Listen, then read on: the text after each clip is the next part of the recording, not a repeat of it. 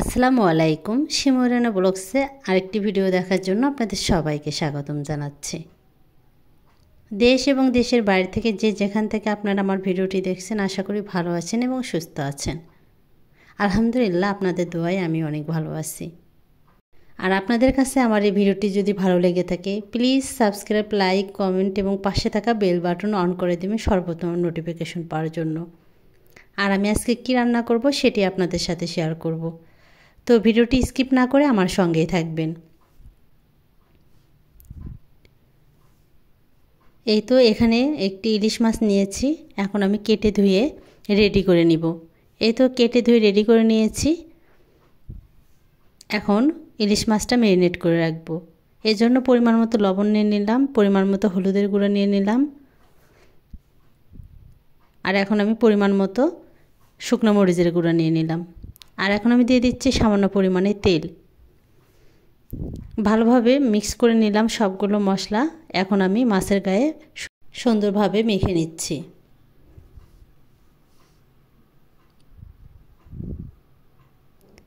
এখন মেখে রাখবো আমি 10 মিনিটের জন্য।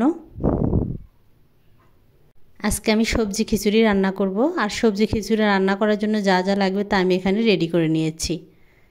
এদিকে আমি মসুর ডাল এবং চাল ধুয়েও রেডি করে নিয়েছি। একে একে এখন সব উপকরণ দিয়ে দিব। প্রথমে আমি কিউব করে কেটে রাখা আলু দিয়ে দিচ্ছি। এখন আমি দিয়ে দিলাম কিউব করে কেটে রাখা পটল। এখন আমি পেঁয়াজ কুচি দিয়ে দিলাম, আর দিয়ে দিলাম কাঁচামরিচ ফালি করে কেটে রাখা। এখন আমি দিয়ে দিলাম গোটা রসুন, তেজপাতা, দারচিনি, সাদা এলাচ দিয়ে দিলাম, আদা রসুন জিরে বাটা দিয়ে দিলাম, আর এখন আমি আস্ত গোটা জিরে দিয়ে দিলাম, আর দিয়ে দিচ্ছি পরিমাণ মতো কালো জিরা। এখন আমি দিয়ে দিচ্ছি পরিমাণ মতো লবণ, আর পরিমাণ মতো হলুদের গুঁড়া দিয়ে দিলাম। এখন আমি সরিষার তেল দিয়ে দিচ্ছি। আমি সরিষার তেলে খিচুড়ি রান্না করব, আর খিচুড়িটা যত বেশি মাখা হবে তত বেশি কিন্তু টেস্টি হবে।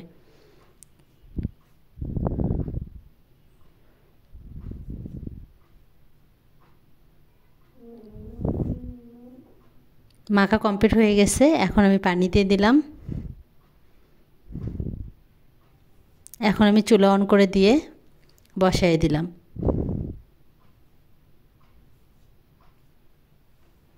5-6 মিনিট পরে আপনাদের সাথে আমি শেয়ার করছি। একটু আলতোভাবে নাড়াচাড়া দিয়ে নিচ্ছি।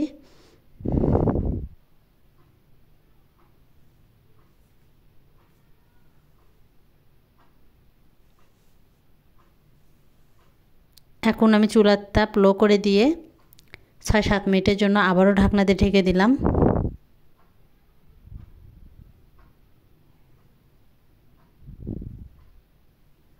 7 মিনিট পরে ফিরে আসলাম।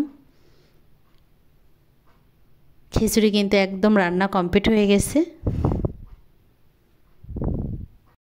এখন আমি ইলিশ মাছ ভেজে নিব। আর সবজি খিচুড়ির সাথে ইলিশ মাছ ভাজি কিন্তু খেতে খুবই ভালো লাগে। আর ওয়েদারটাও ঠান্ডা ঠান্ডা, বৃষ্টি হচ্ছে। এই তো ইলিশ মাছ ভাজা কমপ্লিট হয়ে গেছে। এখন আমি তুলে নিচ্ছি। এখন আমি ভেজে নেব পেঁয়াজু। আর খিচুড়ির সঙ্গে ভর্তা বলেন, পেঁয়াজু বলেন বা মাছ ভাজি খেতে বেশি ভালো লাগে। আর ওয়েদার যদি ঠান্ডা থাকে তখন তো আরও মুখরোচক খাবার খেতে বেশি ভালো লাগে। আমার তো তাই। যদি বৃষ্টি হয় তখন মনে হয় পেঁয়াজু বা অন্য কোনো স্ন্যাক্স তৈরি করলে বেশি ভালো লাগে। গরমের ভেতরে কিন্তু এগুলো ভাজা পোড়া খেতে ভালো লাগে না। এই তো পেঁয়াজু ভাজা আমার কমপ্লিট হয়ে গেছে। এখন আমি পরিবেশন করব। এখানে আমি খিচুড়ি নিয়েছি, এখন আমি নিয়ে নিলাম পেঁয়াজু। এখন আমি নিয়ে নিচ্ছি পেঁয়াজ, রসুন আর ধনেপাতার একটা ভর্তা। লেবু নিয়ে নিলাম, কাঁচামরিচ, বোম্বাই মরিচ নিয়ে নিলাম, আর নিয়ে নিলাম ইলিশ মাছ ভাজি। কেমন হলো আজকের রেসিপি প্লিজ আপনারা কমেন্টে জানাবেন। আর ভিডিওটি ভালো লাগলে প্লিজ আপনারা সাবস্ক্রাইব, লাইক, কমেন্ট এবং পাশে থাকা বেল বাটন অন করে দেবেন সর্বপ্রথম নোটিফিকেশন পাওয়ার জন্য।